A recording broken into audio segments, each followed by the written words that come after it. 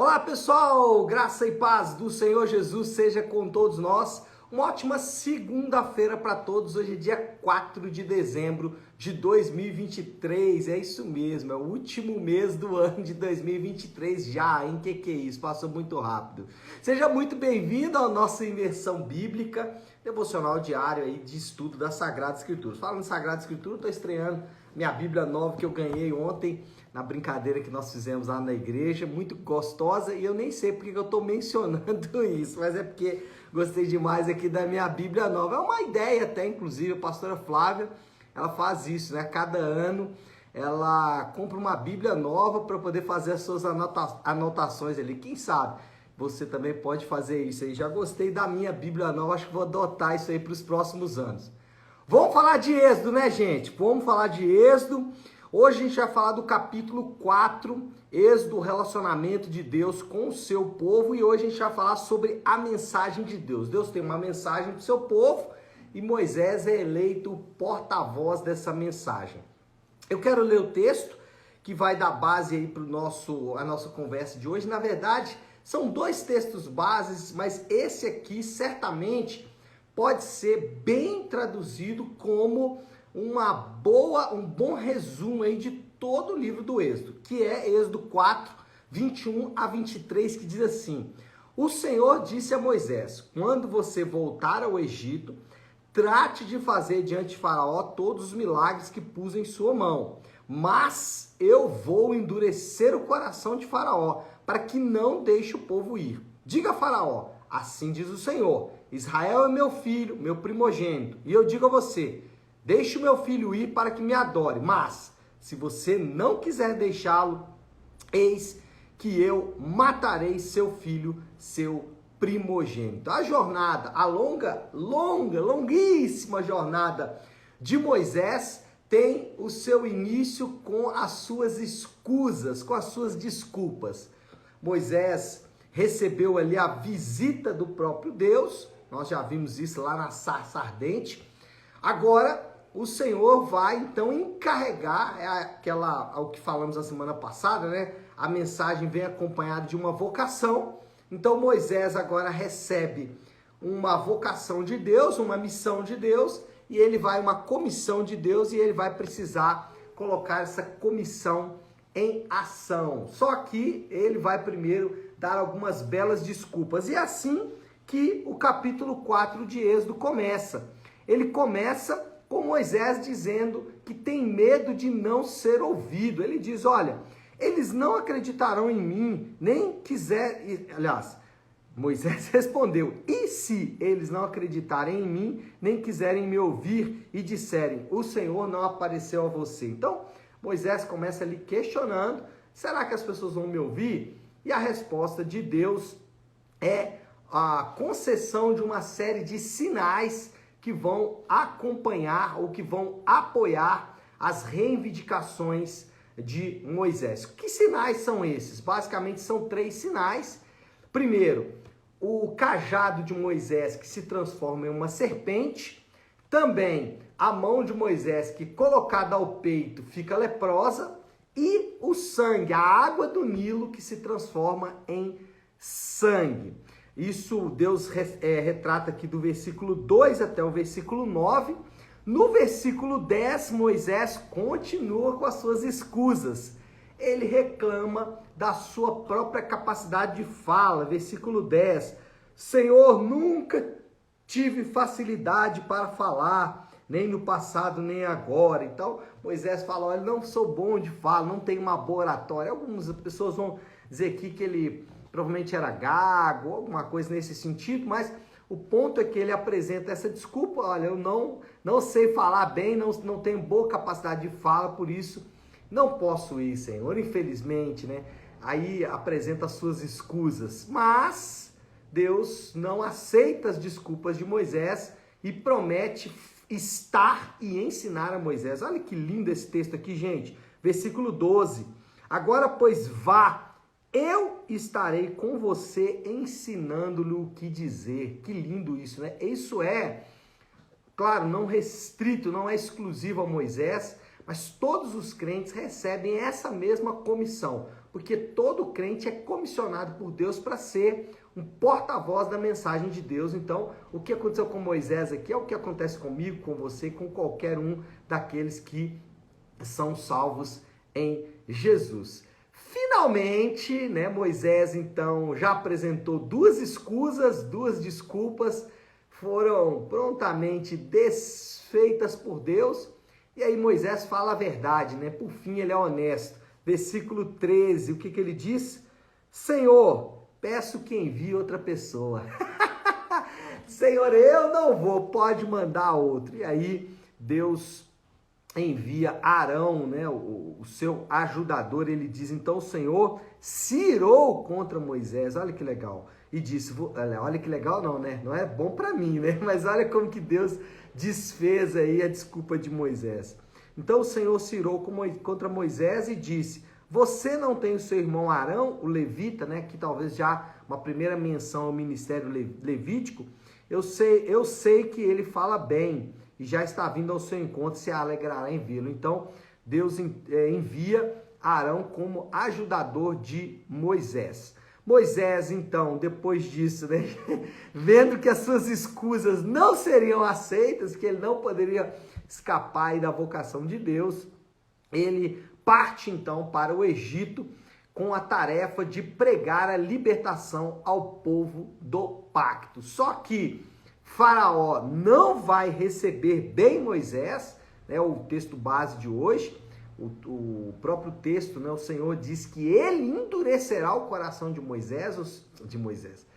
Ele endurecerá o coração de Faraó. Então o próprio Deus já se coloca para Moisés as dificuldades da sua missão, mas também Deus já deixa claro que vai conduzir um extenso programa de juízo sobre o Egito. Versículo 22 e 23, quando Deus fala, né, sobre o filho, né? Israel é meu primeiro filho, e se você não deixar que ele vá adorar, eu vou também matar o seu primogênito. Só que Deus já tinha dito que endureceria o coração de Faraó. E tudo isso vai acontecer por quê? Porque, como eu já disse, Deus não tem só o intuito de libertar Israel, mas também de condenar o Egito.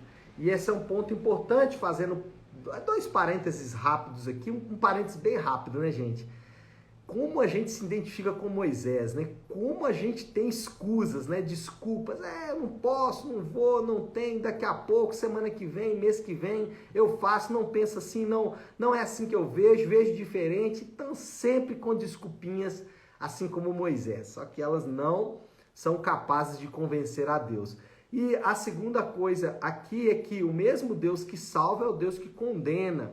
Essa é uma verdade bíblica que pouca gente gosta, pouca gente fala, mas essa é a verdade bíblica. Deus é glorificado na salvação e na condenação de indivíduos. Mas, fechado esses dois parênteses aí, Moisés é o portador de boas notícias. Moisés é o porta-voz de Deus e ele vem trazendo boas notícias. E aí a gente vai para os versículos 29 e 30 aqui do capítulo 4, que diz assim: assim Moisés e Arão foram e, reunidas todas as autoridades dos israelitas, a eclésia, né, a assembleia, que é a reunião da assembleia, Arão lhes contou tudo que o Senhor dissera a Moisés. Então Arão reúne a assembleia, a eclésia, o povo de Deus, fala para o povo de Deus as boas notícias. Em seguida, Moisés realiza sinais diante do povo. E olha só, versículo 31. E eles creram. Olha só que lindo. Quando o povo soube que o Senhor decidira vir em seu auxílio, olha só, tendo em vista a sua opressão, curvou-se em adoração. Isso aqui é muito lindo. Isso aqui é muito rico. O que a gente vai perceber aqui?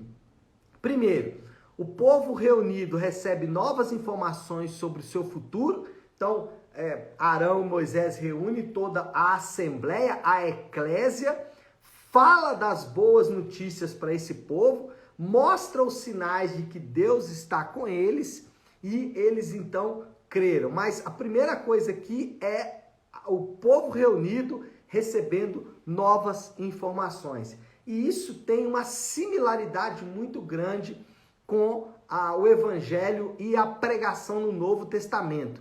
O Evangelho é chamado também de boas notícias. Por quê? Porque assim como essas boas notícias aqui que Moisés e Arão vieram trazendo, o Evangelho também apresenta a libertação do povo de Deus da opressão do Egito, da opressão do pecado. Então, da mesma forma como o povo foi reunido e recebeu boas notícias, boas informações, essa dinâmica continua presente nos dias de hoje. Pessoas reunidas em todo o mundo recebendo informações, a pregação do Evangelho. Então o Evangelho também é a mensagem de Deus sobre o futuro dos crentes. Algumas pessoas dizem que o Evangelho é coisa do Novo Testamento. Não, gente, o Evangelho é boas notícias. E aqui é uma pregação do Evangelho, Moisés trazendo boas notícias.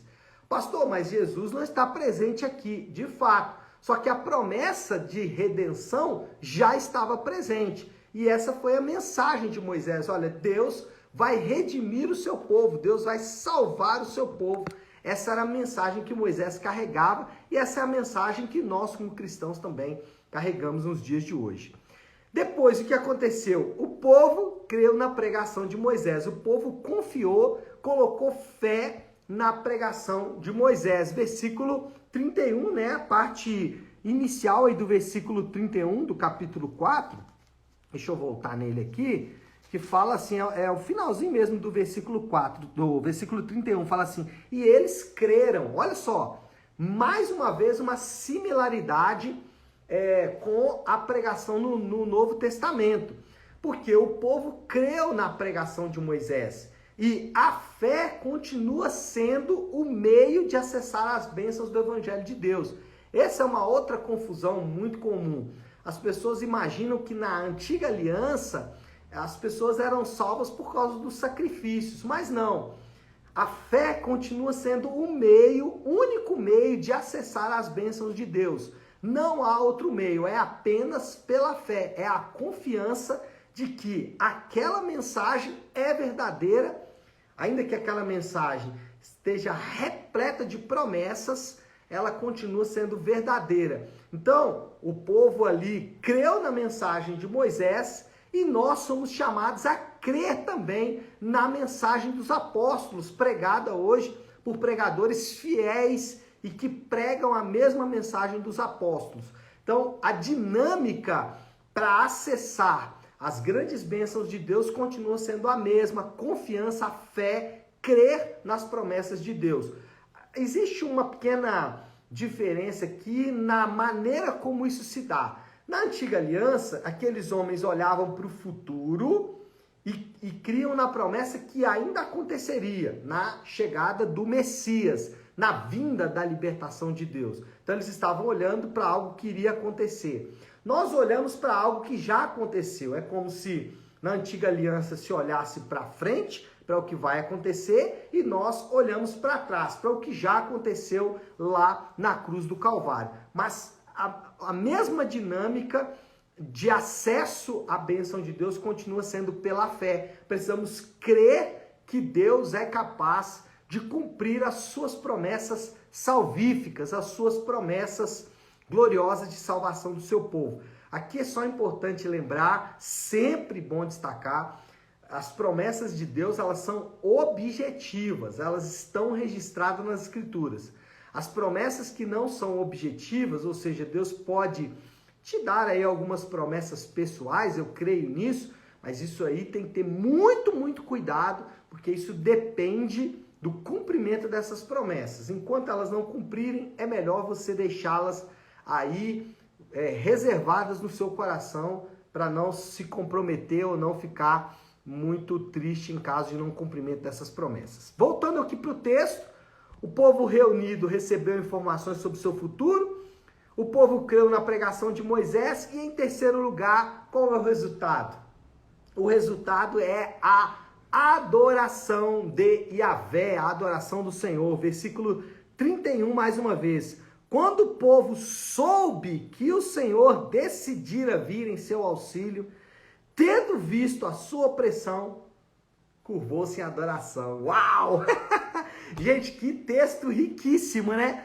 Parece uma pregação apostólica, parece Paulo pregando em alguma cidade do Império Romano, lá no século I da era cristã, né? Mas não, é lá no Egito, 1500 anos, 1400 anos aproximadamente antes da vinda do Senhor. Então, o que acontece com todos aqueles que, preste atenção, isso aqui é importante, o que acontece com todos aqueles que ouvem a pregação, a mensagem do Evangelho, as boas novas? O que acontece com aqueles que depois de ouvirem, creem nessa mensagem, colocam fé nessa mensagem? O que acontece? Eles são transformados e eles começam então a dar frutos, que é o que a gente chama de arrependimento, né? É o resultado natural daquilo que aconteceu anteriormente. Quem crê na pregação, quem confia na pregação por meio da fé, vai manifestar frutos dessa conversão. Não há outra maneira. Aqui eles foram fazer o quê? Adorar. Por quê? Porque esse é o caminho de todo aquele que confia no Senhor. A adoração. E a adoração tem a ver com o estilo de vida que glorifica ao Senhor. Então, o cristão é aquele que vai dar esses frutos naturais. Uma coisa que eu tenho...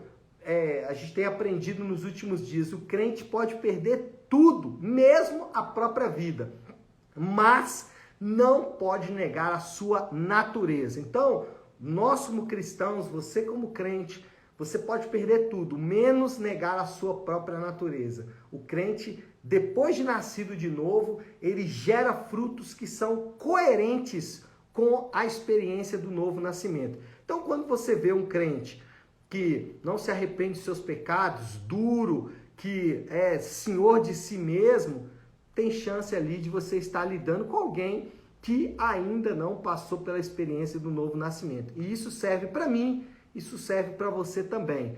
Nós temos que ter o nosso coração completamente voltado para o Senhor, porque isso é resultado do novo nascimento. É claro que nós não fazemos isso por vontade própria, ninguém pode fazer isso por vontade própria. Isso acontece como resultado natural de ouvir a mensagem e crer na mensagem. Então é a tríade que o Senhor Jesus nos ensina, relembra na verdade, que é ouvir a mensagem, fé e arrepender. Sempre que Jesus pregava, as pessoas diziam: "E aí, o que faremos?" Confia e arrepende seus pecados. Moral da história: a mensagem de Deus para o seu povo tem o poder de transformar os corações e mudar os rumos da vida das pessoas. Então a mensagem de Deus é essa mensagem que transforma corações e muda o rumo das nossas vidas. E que mensagem é essa? A mensagem do Evangelho sempre foi. O Evangelho é as boas notícias. Aqui, no período de Moisés, era de algo que ainda aconteceria. No nosso caso, é de algo que aconteceu, mas o modus operandi, a maneira de acontecer, continua sendo a mesma. E aí, desafio do Léo, aplicação final. E você, ouviu a mensagem? Se ouviu, creu na mensagem? Se creu na mensagem, já arrependeu dos seus pecados? Já teve a sua vida transformada? Duas aplicações aqui. Se você ainda não passou por isso, é o momento de você realmente se curvar a Deus em adoração, porque o tempo está presente. O tempo presente é o tempo para isso. O momento é hoje. Não deixe para amanhã. Hoje, se ouvir a voz do Senhor, não endureça o seu coração. Faça aí uma oração de arrependimento. Procure uma igreja próximo da sua casa, porque você precisa realmente ser transformado por esta mensagem. Se você já passou por essa experiência, então essa experiência é capaz de mudar os rumos da sua vida. A mensagem de Deus muda o meu e o seu coração. Isso é inerente a todos os crentes. Não há como negar a nossa natureza. Tá certo, pessoal? Vamos orar, vamos colocar tudo isso aí diante de Deus. E como eu gosto de fazer sempre nas segundas-feiras, iniciar a semana de devocionais com a oração que o Senhor nos ensinou, com a oração do Pai Nosso. Vamos fazer isso?